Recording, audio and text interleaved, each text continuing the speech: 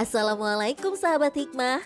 Semoga pagi ini Allah naungi kita semua dengan kesehatan dan kebahagiaan ya. Sahabat hikmah, Allah menciptakan wanita sebagai makhluk yang istimewa. Wanita dianugerahi Allah dengan berbagai kemampuan. Salah satunya mengolah aneka masakan.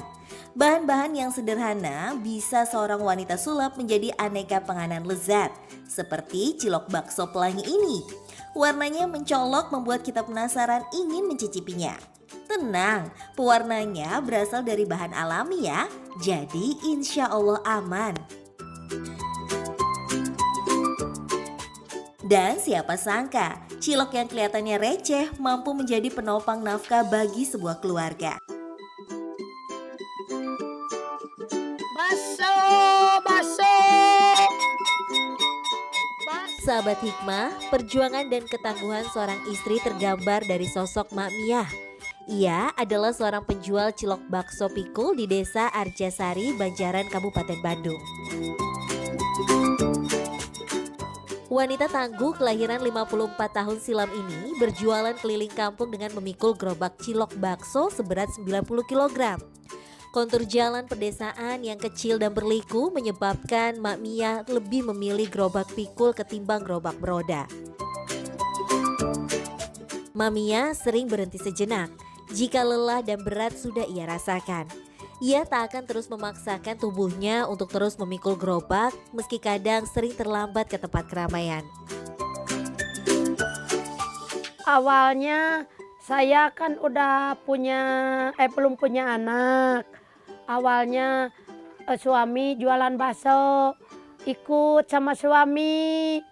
Udah nggak punya uang buat beli roda, saya udah aja dipikul aja.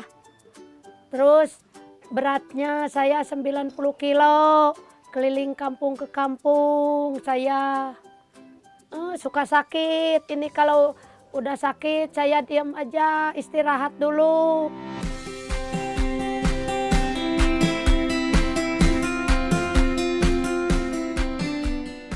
Tempat pengajian seperti inilah yang menjadi tempat favorit berjualan Mak Miah. Selain mendapatkan siraman rohani, Mak Miah juga dapat mencari nafkah untuk memenuhi kebutuhan hidup sehari-hari. Berzikir sambil mendengarkan ceramah keagamaan guna menambah pengetahuan keislamannya. Cilok bakso Mak Miah sudah menjadi langganan para jamaah yang lapar.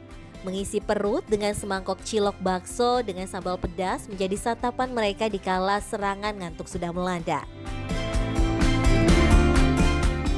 Tak hanya berjualan di tempat pengajian saja, Mak Miah memikul gerobaknya di tengah perkampungan yang cenderung ramai orang berkumpul.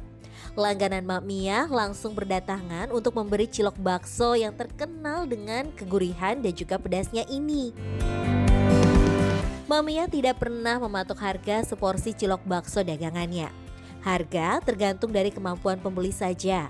Dengan uang 2.000 saja, pembeli bisa merasakan kenikmatan cilok bakso Mak Miah. Bahkan jika mereka tidak punya uang, Mak Miah sering memberikannya dengan cuma-cuma.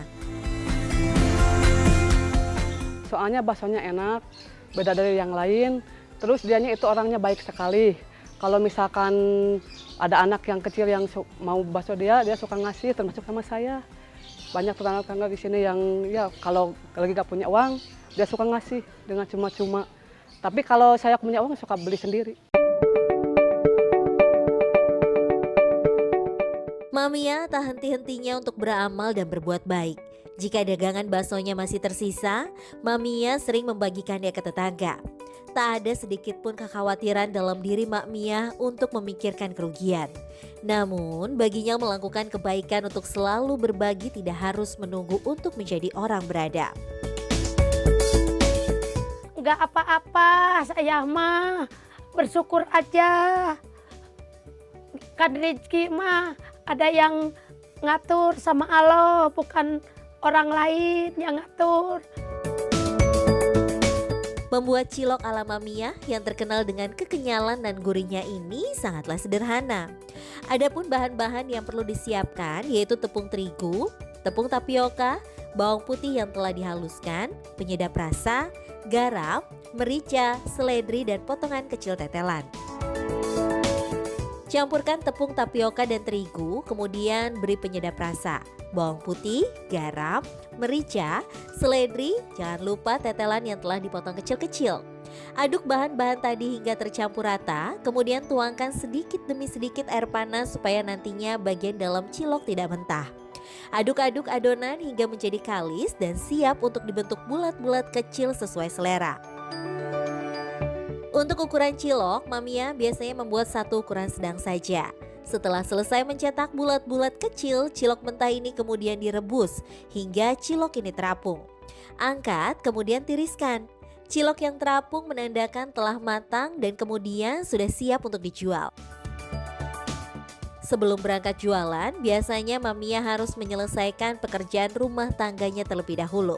Seperti mencuci pakaian yang sudah menjadi rutinitas sehari-hari, semua Mamia kerjakan sendiri.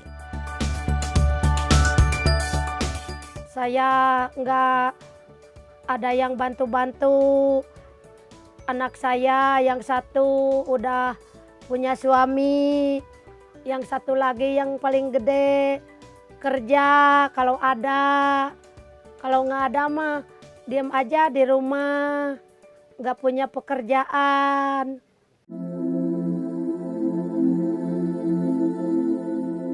Kini Mamia tinggal berdua bersama suaminya, Udan, yang sudah 7 tahun menderita sakit lutut fatal akibat terjatuh dari motor saat berbelanja untuk jualan bakso. Mamia hanya bisa memijat-mijat kaki suaminya yang kadang merasakan nyeri yang teramat sangat. Bahkan untuk sekedar berjalan pun sangatlah sulit dilakukan Udan. Mau pergi ke pasar si bapak teh, lalu lihat itu tumpukan pasir, jatuh motornya, langsung pulang lagi, nggak itu langsung bawa ke rumah sakit. Kalau udah di rumah sakit, ininya lututnya copot, ininya ugalnya copot. Kata rumah sakit harus dioperasi. Saya teh kan nggak punya biaya, langsung dibawa pulang. Jika sakitnya kambuh, Udan hanya bisa terbaring lemah diakibatkan rasa nyeri lutut yang mendera. Obat warunglah yang Mamia mampu beli, hanya untuk menghilangkan rasa sakit sementara. Sebagai seorang hamba yang beriman, Mamia tak pernah melupakan kewajibannya untuk melaksanakan sholat. Sholat menjadi penguat dan penenang Mamia dalam mengarungi kehidupan dalam keterbatasan. Dalam setiap doanya, ia tak pernah berhenti memohon kepada Allah Ta'ala untuk kesembuhan suami tercinta. Saya berdoa mau dikasih kesehatan kepada Allah suami saya, mudah-mudahan bisa jalan lagi. Nanti kalau udah sembuh bisa meringankan beban saya. Sahabat hikmah, kesabaran dan kesetiaan Mamia terhadap suaminya yang sakit mengingatkan kita akan istri Nabi Ayub alaihissalam. Ia begitu setia mendampingi suaminya yang diuji dengan ujian yang sangat berat. Nabi Ayub Allah uji dengan sakit kulit yang parah, kefakiran harta, juga Allah ambil semua anak keturunannya dan menyisakan seorang istri serta 2 orang saudara Nabi Ayub. Istri Nabi Ayub alaihissalam adalah seorang wanita dan istri yang luar biasa. Ia tetap setia merawat dan mendampingi Nabi Ayub yang sakit dan miskin. Hingga pada akhirnya Allah menyembuhkan Nabi Ayub dan mengembalikan semua harta benda serta keturunannya. Sebagaimana dikisahkan dalam Al-Quran, dan ingatlah kepada hamba kami Ayub, ketika menyeru Tuhannya, sesungguhnya aku diganggu setan dengan kepayahan dan siksaan. Allah berfirman, hantamkanlah kakimu, inilah air yang sejuk untuk mandi dan minum. Dan kami anugerahi dia dengan mengumpulkan kembali keluarganya. Dan kami tambahkan kepada mereka sebanyak mereka pula sebagai rahmat dari kami dan pelajaran bagi orang-orang yang mempunyai pikiran. Al-Quran Surat Syod ayat 41-43.